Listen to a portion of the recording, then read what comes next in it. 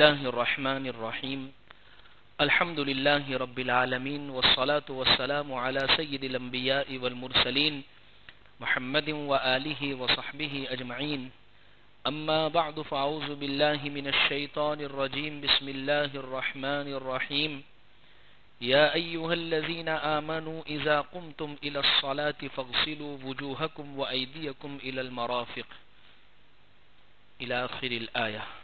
وقال تعالى وثيابك فطهر صدق الله العظيم. وقال النبي صلى الله عليه وسلم الطهور شطر الإيمان أو كما قال عليه الصلاة والتسليم. عزیز بزرگوں،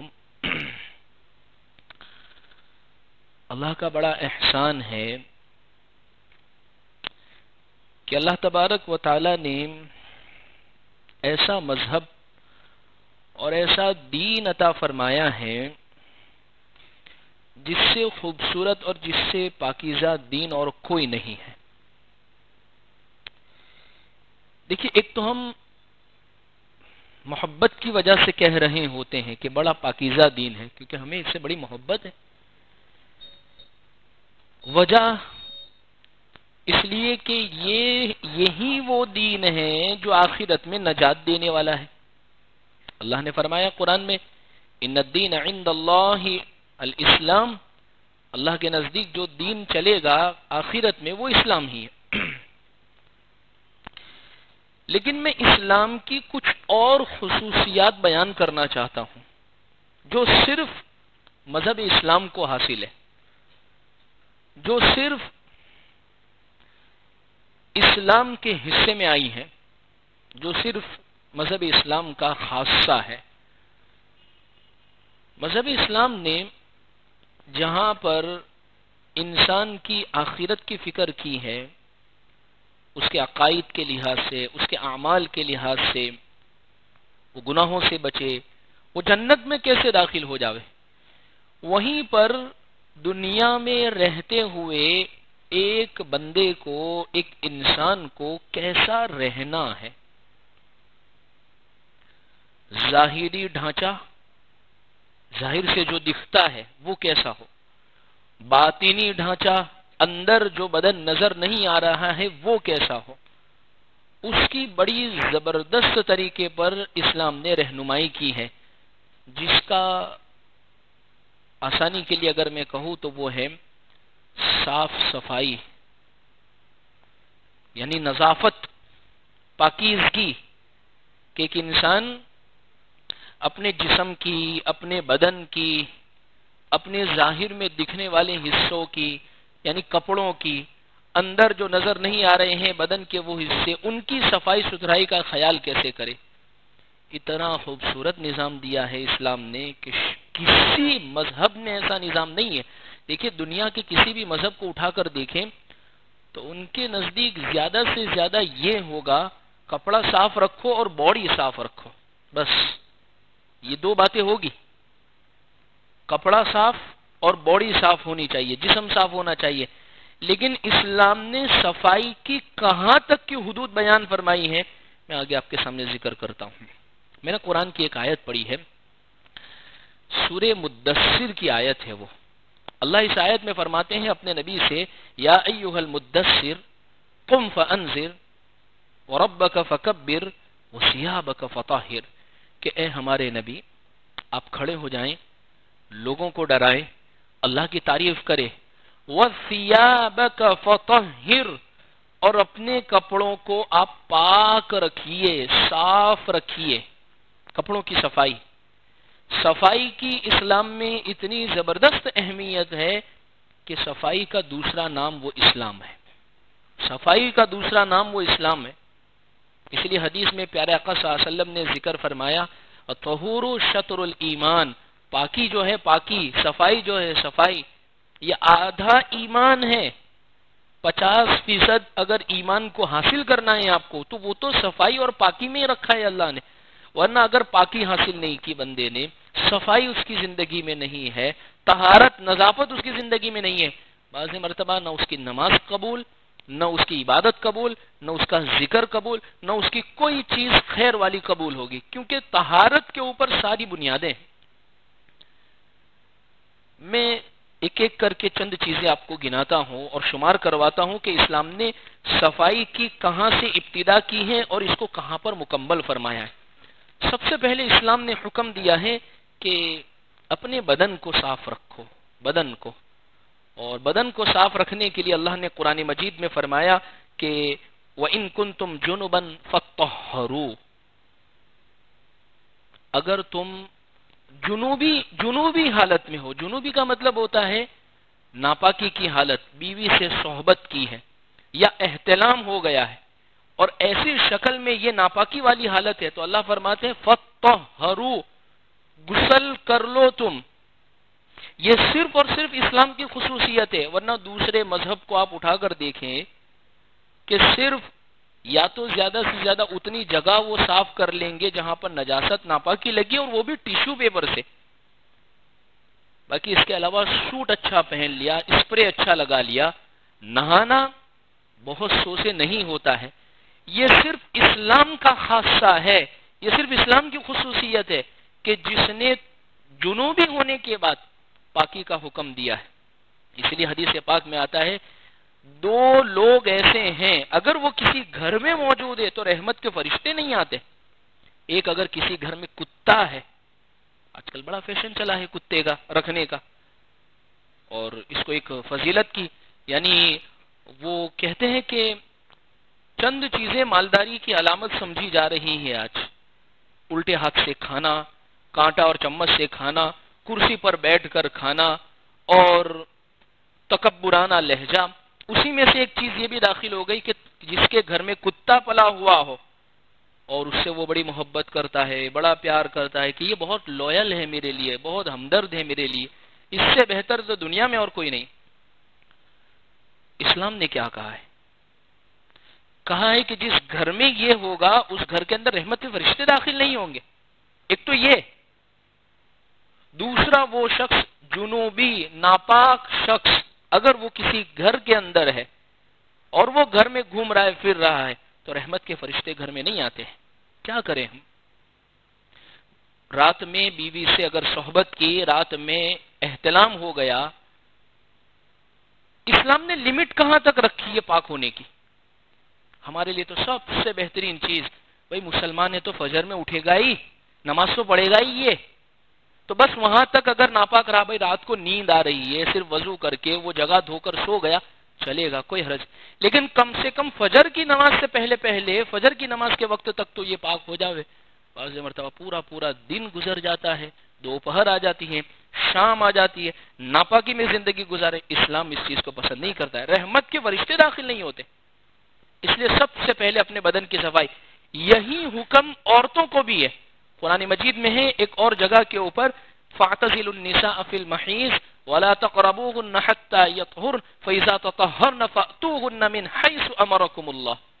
جب عورتیں حیض کی حالت میں ہو تو وہ حیض اور ناپاکی کی حالت میں تم ان سے دور رہو۔ وَيَسْأَلُونَكَ عَنِ الْمَحِيضِ، کہ یہ لوگ آپ سے حیض کے بارے میں پوچھتے ہیں کہ یہ کیا چیز ہے، تو اللہ فرماتے ہیں کہ یہ قُلْ هُوَ أَذًى، یہ گندگی ہے، یہ گندگی ہے، یہ ناپاکی ہے۔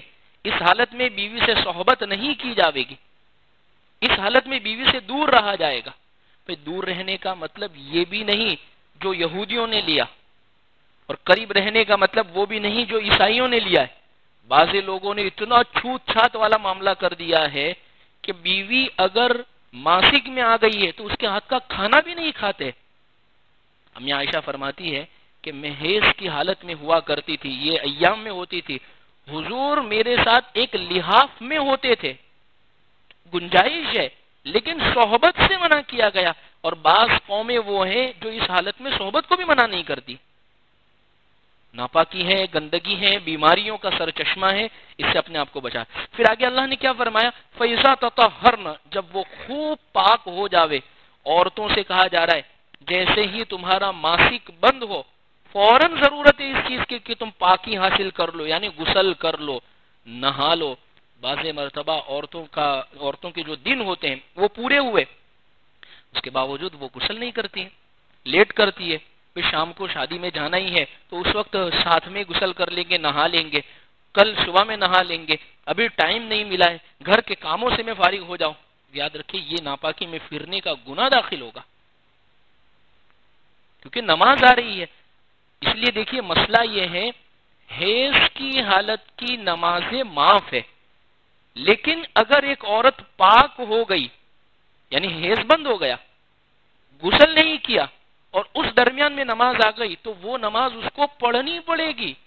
جیسے مثال کے طور پر کوئی عورت عصر کی نماز کے بعد پاک ہوتی ہے، عصر کی نماز کے بعد اس کا خون بند ہوا اور مغرب کی نماز سامنے آ گئی، اب وہ کہتے ہیں میں عشاء کے بعد شادی میں جانا اس وقت غسل کروں گی، اور وہ یہ سمجھے کہ میرے اوپر مغرب کی نماز بھی نہیں ہے، عصر کی نماز بھی نہیں ہے، میں عشاء سے پڑھوں گی یا فجر سے پڑھوں گی، تو یہ 3 نمازیں چھوڑنے کا گناہ اس پر داخل ہوگا، کیونکہ اب اس کے ذمے میں آ گئی۔ حتیٰ کہ فقہاء نے کتاب نے یہاں تک مسئلہ لکھا ہے 1 منٹ یا 5 منٹ بھی باقی ہے نماز کا وقت جانے میں اور وہاں تک اس کا خون بند ہو چکا ہے، وہ نماز بھی اس کو پڑھنی پڑے گی۔ مسورات اس معاملے کے اندر سستی کرتی ہے، کوتاہی کرتی ہے، ان کو بتلانے کی ضرورت ہے۔ خیر میں یہ سمجھانا چاہتا ہوں کہ دیکھیے اسلام کے صفائی کا نظام دیکھیں، سب سے پہلا حکم یہ دے رہا ہے کہ اپنے بدن کی صفائی۔ اب ہے کوئی دوسرے مذہب کے اندر، قوموں کے اندر ایسی صفائی کہ جس میں یوں کہا جا رہا ہو کہ صحبت کرو، تو پھر بعضے لوگ اللہ معاف کرے جن کے سامنے اسلام کی اہمیت نہیں ہے، مسلمان ہونے کے باوجود سستی میں یا لاپرواہی میں یہ الفاظ اپنی زبان سے بول دیتے ہیں۔ اللہ ایسے جملے بولنے سے حفاظت فرماوے۔ کتابوں میں ایک واقعہ باقاعدہ اس پر لکھا ہے کہ عیسائیوں کا مذہب، یہودیوں کا مذہب، غیر مسلموں کا مذہب کتنا اچھا کہ ان کو صحبت کے بعد غسل کرنے کی کوئی ضرورت نہیں ہے، یہ کیا ہمیں بار بار غسل کرنا پڑتا ہے، سردی میں بھی غسل کرنا پڑتا ہے، ایسے الفاظ زبان سے نکالے، اللہ نے ایمان کی دولت چھین لی اس سے۔ ناقدری نہ کرے اسلام کی، یہ تو اللہ کا احسان ہے، اللہ کا بڑا انعام ہے کہ اب وسعتیں ہیں، گرم پانی کے انتظامات ہو جاتے ہیں، چاہے سردی کا زمانہ ہی ہے، لیکن اس زمانے کو ذرا یاد کریں، ایک صحابی ہے جنہوں نے سخت سردی کے زمانے کے اندر غسل کر لیا، جس کی وجہ سے غالباً ان کی موت ہو گئی یا سخت بیمار ہو گئے، لیکن پاکی حاصل کی۔ اللہ کے نبی بہت خوش ہوئے کہ اللہ ایسے لوگوں سے بڑی محبت فرماتے۔ تو سب سے پہلی بات میں یہ ذکر کر رہا ہوں کہ اسلام نے جس چیز کا حکم دیا ہے وہ ہے غسل کرنے کا حکم دیا ہے۔ اس لیے آپ دیکھیے ہمارے یہاں جب موت ہو جاتی ہے، میت، ہم کتنا عزت اور اکرام کرتے ہیں میت کا۔ دوسرے مذہبوں میں موتیں دیکھی، وہ جنازوں کو کیسے تیار کرتے ہیں، وہ کس طریقے پر ہوتا ہے، نہ غسل نہ کوئی اور۔ ہمارے یہاں پر ہم پہلے پانی لیتے ہیں، پانی کے اندر بیری کے پتے ڈالتے ہیں، خوشبو والا ہو جاوے پانی، صابن سے اس کو پورا مکمل نہلاتے ہیں، اس کو ناپاکی نجاست پیٹ ہلکا کر کر کے اس کی ناپاکی نکالتے ہیں، اس کو اوپر کرتے۔ پھر یہ کیوں کیا جا رہا ہے بار بار؟ یہ اس وجہ سے کیا جا رہا ہے کہ یہ مذہب کی خصوصیت ہی صفائی ہے۔ اس مذہب کو اللہ نے اتنا زبردست مذہب بنایا ہے کہ اس کی فطرت، اس کے نیچر کے اندر اللہ نے صفائی رکھی ہے۔ اس لیے سب سے پہلی چیز ہمیشہ ہر وقت اپنے بدن کی ہم صفائی کریں۔ اس لیے ہر جمعہ کے دن حضور نے فرمایا کہ جب جمعہ کے لیے آؤ، جمعہ کی سنتوں میں غسل کر کے آؤ۔ ہمارا حال یہ ہے بعض لوگوں کا کہ جمعہ کے دن بھی غسل کی توفیق نہیں ہوتی ہے۔ بعض مرتبہ نمازوں میں کسی کے بازو میں شامل ہو گئے، نماز میں برابر اس سے بدبو آ رہی ہوتی ہے، نمازی کا کھڑے رہنا دشوار ہو جاتا ہے اس کے بازو میں۔ نہ ہم اپنے آپ کو نقصان پہنچائے، نہ اپنی ذات سے کسی کی تکلیف کا سبب بنے۔ اسی لیے خوشبو کا حکم دیا ہے شریعت نے کہ جب آؤ مسجد میں یا نماز پڑھنے کے لیے تو خوشبو اچھی استعمال کر کے آؤ۔ اب یہ اس مذہب کی خصوصیت۔ تو اس لیے سب سے پہلی چیز یہ ہے کہ اپنے بدن کی صفائی۔ دوسری صفائی کا حکم دیکھیے اسلام دے رہا ہے کہ وضو کرنا۔ اب دیکھیے وضو کرنا، ایک نمازی آدمی دن کے اندر 15 مرتبہ اپنا منہ دھوتا ہے۔ اب آپ تصور کیجئے، یعنی فجر میں اٹھ کر، دوپہر میں سو کے اٹھ کے دھونا وہ سب الگ، لیکن نمازی آدمی 5 ٹائم کی نماز پڑھتا ہے، ایک وقت میں وہ 3 مرتبہ سنت کے مطابق وہ وضو کرتا ہے، 3 مرتبہ اپنا چہرہ دھوتا ہے، اس کا مطلب یہ ہوا 15 مرتبہ دن میں اپنا چہرہ دھویا۔ ہے کوئی مذہب کے اندر ایسی خصوصیت؟ ہے کسی مذہب کے اندر اتنی زیادہ صفائی کا اہتمام؟ یہ اسلام کی خصوصیت ہے، یہ اسلام نے ہمیں نظام دیا ہے، یہ اسلام ہی کی خصوصیت ہے۔ 15 مرتبہ، اسی لیے آپ دیکھیے کورونا کا جب دور آیا، کووڈ کا جب زمانہ آیا، مسلمانوں کی اللہ نے کتنی زیادہ حفاظتیں فرمائی، کیونکہ بار بار ناک میں پانی ڈالنا، منہ میں کلی کرنا، چہرے کو بار بار دھونا نمازی کی برکت، نماز پڑھنے ہی کی برکت ہے۔ جیسے ہم کہتے ہیں بعض مرتبہ باہر سے کوئی آیا، کسی جگہ پر جانا ہے یا کسی سے ملنا ہے تو تھوڑا فریش ہو جاتا ہو، ارے اسلام نے تو دن میں 5 مرتبہ فریش ہونے کو رکھا ہے۔ حضور نے اس کو ایک مثال سے سمجھایا، جو مثال دنیاوی اعتبار سے صفائی میں فٹ ہوتی ہے اور آخرت کی صفائی میں بھی فٹ ہوتی ہے۔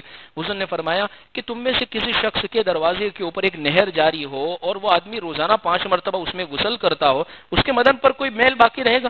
ظاہر سی بات نہیں رہے گا۔ تو اب 15 مرتبہ ہم تو وضو کر رہے، کہاں میل باقی رہنے والا ہے؟ کہاں پر میلا کچیلا؟ اور حضور نے فرمایا جب ایسا ہی یہ بندہ کرتا ہے تو آخرت میں بھی اس کے بدن پر کوئی میل باقی نہیں رہے گا۔ تو اس لیے دوسری چیز ہے وضو کا اہتمام، اور وضو کو بہت اچھے طریقے پر ادا کرے۔ اچھے طریقے پر ادا کرنے کا مطلب یہ ہے کہ اہتمام سے، جیسا کرنے کا، پیشانی کے بال تھوڑی کے نیچے تک، ایک کان کی لو سے دوسرے کان کی لو تک، پورے کے پوری کوہنیاں اس میں آ جاوے۔ بعض مرتبہ ہم وضو کرتے بس اتنا پانی لیا یا نل کے نیچے بیٹھے تو یوں اور یوں کر دیا صرف، اب پیچھے کوہنیاں باقی رہ جاتی ہے۔ اور ٹخنوں سمیت پیر دھونا، یعنی پورے کے پورے ٹخنے اس میں داخل ہو جاوے۔ بعض مرتبہ خالی ہم پیر یوں رکھ دیتے ہیں، پانی پیچھے نہیں پہنچتا، وضو نہیں ہوتا ہے ہمارا۔ اس کا اہتمام کرے خاص طور پر۔ قرآن میں ہے یا ایھا الذین آمنوا اذا قمتم الی الصلاۃ، اے ایمان والو جب تم نماز کے لیے کھڑے ہو، فاغسلوا وجوہکم، اپنے چہرے دھو، وایدیکم الی المرافق، اور اپنے ہاتھوں کو کوہنیوں کے ساتھ دھونا ہے، وامسحوا برؤوسکم، اور اپنے سر کا مسح کرنا ہے۔ کہتے ہیں چوتھائی سر کا مسح کرنا سنت کے ساتھ جو ہم کرتے ہیں، وارجلکم الی الکعبین، اور پیر کو ٹخنوں کے ساتھ میں دھونا ہے۔ یہ صرف اسلام کی خصوصیت ہے۔ تو ان 2 چیزوں کا اہتمام۔ تیسری چیز جس کا اسلام نے حکم دیا ہے وہ ہے منہ کی صفائی، جیسے منجن سے، ٹوتھ برش سے اور ان تمام چیزوں سے ہم صفائی کرتے ہیں، لیکن مسواک میں اللہ نے جو صفائی رکھی ہے وہ سب چیزوں کا بدل نہیں ہو سکتے۔ جو بھائی ٹوتھ برش وغیرہ کے اندر کیا ہے کہ خوشبو ہو جائے گی منہ کے اندر اور اس کے علاوہ اچھا ہو جائے گا، لیکن مسواک استعمال کرنے کے کتابوں میں 70 فائدے لکھے ہیں۔ سب سے بڑا فائدہ حضور کی سنت، ایک اور فائدہ مرتے وقت کلمہ نصیب ہوتا ہے۔ اور بہت آسان، ٹوتھ برش اور ٹوتھ پیسٹ ہمیشہ جیب میں لے کے تو ہم نہیں پھر سکتے، لیکن مسواک اتنی آسان ہے، ہر وقت جیب کے اندر۔ حضور نے فرمایا کہ میں تو یہ چاہتا ہوں میرے ہر امتی کی جیب میں ہر وقت مسواک ہو، اور میں چاہتا ہوں کہ اس کو فرض کر دیا جاوے، لیکن دشوار ہو جاتا۔ اگر فرض ہو جاتا معاملہ، نہیں ملتی تو دشوار ہو جاتا، لیکن حضور کا اہتمام یہ بتلا رہا ہے کہ اس کی فضیلت کتنی زیادہ ہے۔ حدیث میں لولا ان اشق علی امتی لامرتهم بالسواک عند كل صلاۃ، اگر میری امت پر سخت حالات نہ ہوتے، دشواری اور تکلیف کا سبب نہ ہوتا، ہر نماز کے وقت میں مسواک کرنا فرض کر دیتا۔ اسی وجہ سے آپ دیکھیے حرم میں کبھی آپ جائیے، مدینہ المنورہ مکہ المکرمہ میں آپ نماز پڑھیے، بہت سارے وہ لوگ ہوں گے صف میں نماز کا اعلان ہو رہا ہے، یعنی تکبیر کہی جا رہی ہے، اقامت ہو رہی ہے، اور اپنی جیب سے مسواک نکالیں گے اور 1-2 مرتبہ ایسے کر کے رکھ دیں گے۔ وجہ وہ یہ سمجھتے ہیں اس حدیث کے مطابق کہ حضور نے یہ فرمایا نماز سے بالکل پہلے 1-2 مرتبہ بھی اس کو کر لینا ہے۔ ہم یہ سمجھتے ہیں کہ بھائی وضو کرے اس وقت کر لیں گے تو یہ نماز سے پہلے ہو گیا، لیکن انہوں نے یہ سمجھا وضو کرتے ٹائم تو کریں گے، لیکن عین نماز کے ٹائم پہ بھی ہم کریں گے۔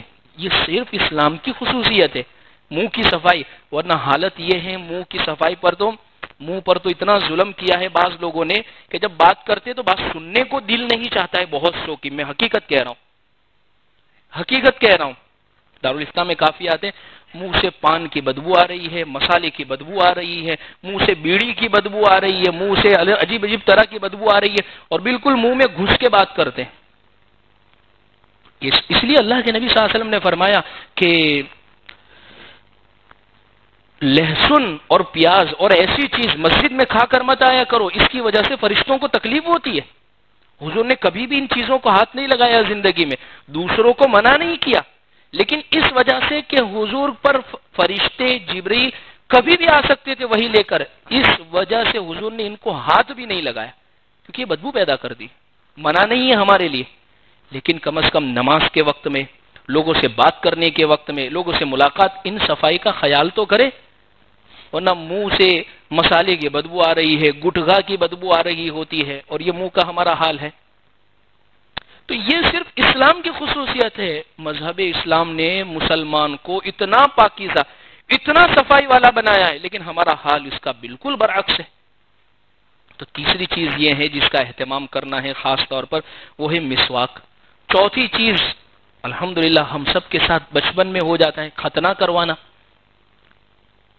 اب یہ ایک ایسی چیز ہے، آج کی سائنس بھی اس پر کہہ رہی ہے کہ ختنہ کروانے کی وجہ سے اس طرح کے جو کینسر اور اس طرح کی مہلک بیماریاں جو ہوتی ہیں اللہ اس سے حفاظت فرماتے ہیں، اور حدیث میں حضور نے فرمایا خمس من الفطرہ، 5 چیزیں یہ فطرت میں سے ہیں، یہ نیچر میں سے، اس میں سے ایک ختنہ کروانا۔ تو یہ بھی صفائی کی وجہ سے ہے، صفائی کے اہتمام کی وجہ سے۔ 4 چیزیں ہو گئی، 5ویں چیز یہ ہے کہ ناخون کو تراشنا، تقلیم الاظافر، اپنے ناخون کو تراشنا۔ جیسے بہت سو کی عادت ہوتی ہے ہر جمعہ کے دن، جمعہ کی نماز سے پہلے اپنے ناخون کی مکمل صفائی کر لیتے ہیں، ناخون کو کاٹ لیتے ہیں، ورنہ یہ ہوتا ہے بعض مرتبہ کہ ناخون کے نہ کاٹنے کی وجہ سے جب اس میں جب میل بھر جاتا ہے اور وہی کھانے کے ساتھ جب کھانے میں داخل ہوتا ہے تو وہ بیماریوں کا سبب اور ذریعہ بنتا ہے۔ اور آج کل عورتوں میں ایک عجیب فیشن چلا ہے ناخون کو لمبا کرنے کا، اسلام نے اس کی اجازت نہیں دی ہے، گناہ ہے، یہ منع ہے ان چیزوں سے۔ واضح تو عورتیں مرد بھی بہت ساروں کو ان چیزوں کا شوق ہوا کرتا ہے ناخن لمبا کرنے کا۔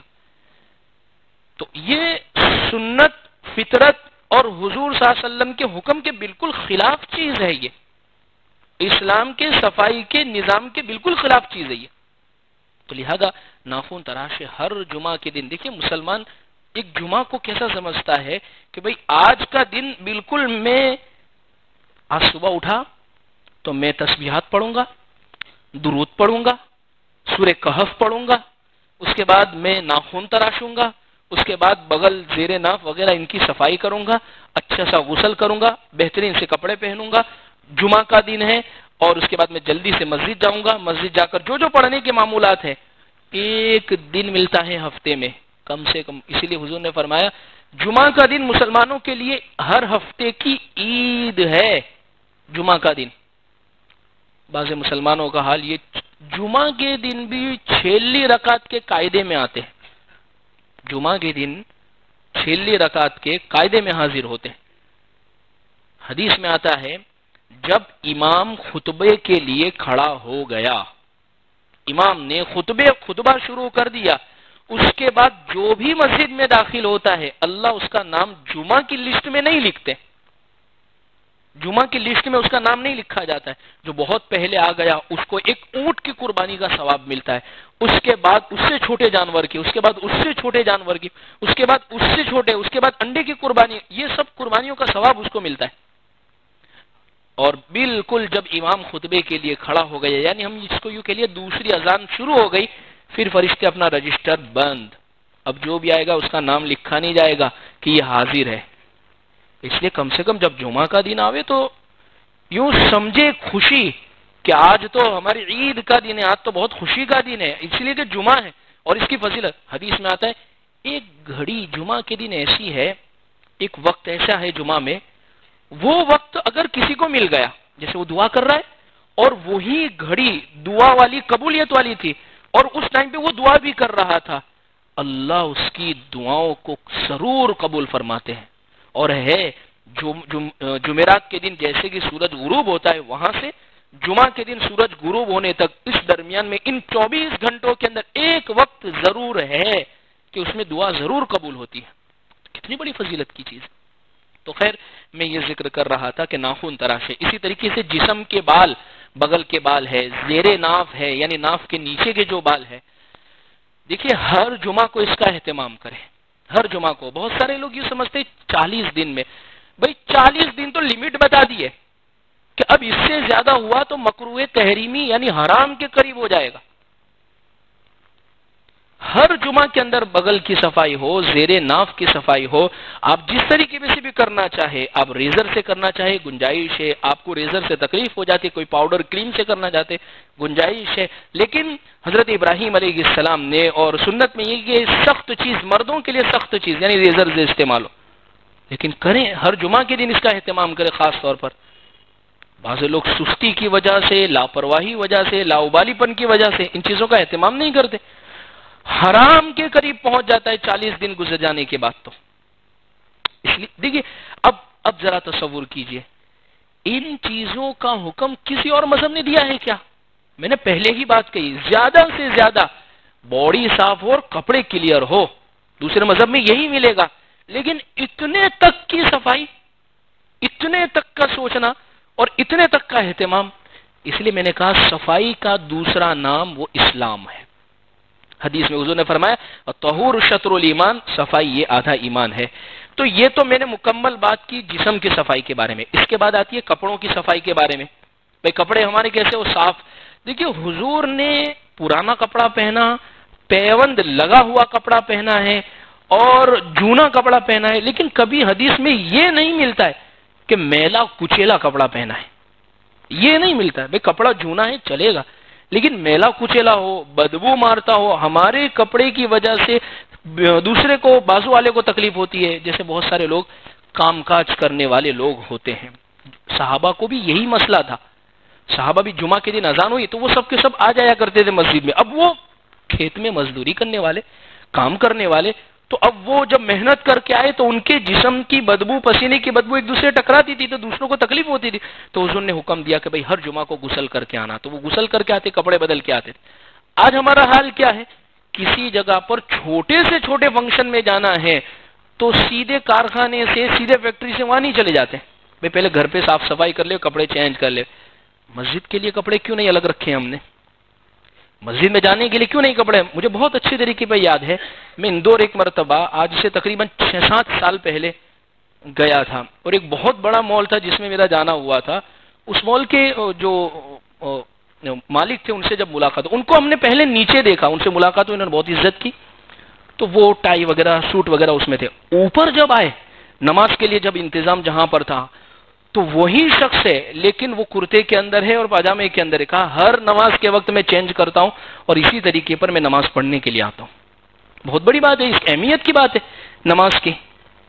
تو اس چیز کا ہم خاص طور پر اہتمام کریں کہ بدن کی صفائی کے ساتھ ساتھ ہمارے کپڑے بھی صاف ہونے چاہیے، ورنہ بعض مرتبہ یہ ہوتا ہے کہ ہمارے کپڑے کی وجہ سے دوسرا مسلمان بدنام ہوتا ہے. اس لیے حدیث میں حضور نے فرمایا پیشاب کے قطرے، بہت ساروں کو کبھی نماز پڑھنے چلو تو کہتے خبر نہیں ناپاک ہو گئے ہوں گے، کبھی چھینٹے لگ گئے. ارے مسلمان ہو کے یہ کہتا ہے تو بیٹھ کے پیشاب کرنے کا حکم تجھے دیا گیا ہے، اور اسی طریقے سے پیشاب کے قطروں سے بچنے کا حکم، اور تجھے اپنے کپڑوں پر شک ہے. حدیث میں حضور نے فرمایا 2 لوگوں کو عذاب قبر ہو رہا تھا، اور فرمائی اس وجہ سے ہو رہا ہے کہ ایک شخص چغل خوری بہت کرتا تھا اور ایک شخص پیشاب کے قطروں سے نہیں بچتا تھا. تو جسم کی صفائی کے ساتھ ساتھ کپڑوں کی صفائی ہو، اسی طریقے سے ہمارے گھر کے برتنوں کی صفائی ہو، اسی طریقے کے اوپر پانی کی صفائی ہو. یعنی پانی کی صفائی کا مطلب یہ ہے، حضور نے فرمایا بعض مرتبہ ایک بہت بڑا پانی بھرا ہوا ہوتا ہے، ہم اس کو پورا ناپاک کر دیتے. کسی جگہ پر ایک ڈرم رکھا ہوا ہے، کیربا رکھا ہوا ہے، بالٹی رکھی ہوئی ہے، بھائی اس کو صفائی. اسی لیے دیکھیے رات میں اگر سوئے ہیں اور صبح میں اٹھے ہیں تو حضور نے حکم دیا کوئی بھی صبح اٹھ کر فوراً بڑے برتن میں، جیسے ڈول ہمارے گھر میں ہوتی ہے، تو اس میں فوراً ہاتھ نہ ڈال دے. پتہ نہیں ہاتھ نے رات کہاں گزاری ہے، بھئی نیند میں کہیں بغل میں چلا گیا، کسی اور جگہ پر چلا گیا، اس کی وجہ سے پورا پانی ناپاک ہوگا. یہاں تک اسلام نے حکم دیا ہے پانی کو صاف رکھنے کا. پھر اس کے بعد مسئلہ آتا ہے راستوں کی صفائی کا حکم. یہ تو ہم بھول چکے ہیں، ہم سمجھتے ہیں گھر صاف ہو، میرا آنگنا صاف ہو، بس اتنا ہی. راستوں کی صفائی، چاہے میرے گھر کا، محلے کا 4 راستہ ہے، میرے محلے کے باہر کا جو راستہ ہے وہ گندا رہے، کوئی حرج نہیں، میں کچرا اٹھا کے میرے پڑوسی کے سامنے ڈال دوں، کوئی حرج کی بات نہیں، بس میرا آنگنا صاف رہے. اسلام نے اس کا حکم نہیں دیا. اسلام نے کہا اماطۃ الاذی عن الطریق صدقۃ، راستے سے تکلیف دینے والی چیز کسی کو بھی، ہم گزر رہے ایک عام راستہ ہے، وہاں ایک تکلیف دینے والی چیز ہے، وہاں سے بھی ہٹا دینا، یہ بہت بہترین صدقہ ہے. اماطۃ الاذی عن الطریق، اور ایمان کا حصہ ہے. آج محلوں کے حال دیکھیں ہمارے، ہر وہ جگہ جو کوئی کامن ہے وہ کچرا ڈالنے کی جگہ بنی ہوئی ہے، جہاں پر کسی کی کوئی حد نہیں پڑتی ہے، یا تو کوئی سرکاری ہے یا کوئی مسجد کے کونے ہیں۔ باہر جا کے ذرا دیکھیں ہماری مسجد کا کونا، آگے چندری گڑھ مسجد کا کونا، ذرا جا کر دیکھیں، کیونکہ وہ کامن ہے، کسی کی ہے نہیں ہے، وہ مسجد ہے، اللہ کا گھر ہے، تو وہاں سارے کے سارے کچرے ڈال رہے ہیں۔ یہ ہمارے محلے کی صفائی کا حال ہے۔ اور محلوں کی صفائی کے بارے میں تو اللہ کے نبی صلی اللہ علیہ وسلم نے ایسی تاکید فرمائی ہے، حدیث پاک کے اندر اتنا زبردست حکم فرمایا ہے کہ فرمایا واللہ لا یؤمن واللہ لا یؤمن واللہ لا یؤمن، وہ مومن ہے ہی نہیں۔ حضور سے پوچھا کون؟ اللہ کے رسول کون؟ فرمایا جو اپنی ذات سے کسی کو تکلیف پہنچاتا ہوں۔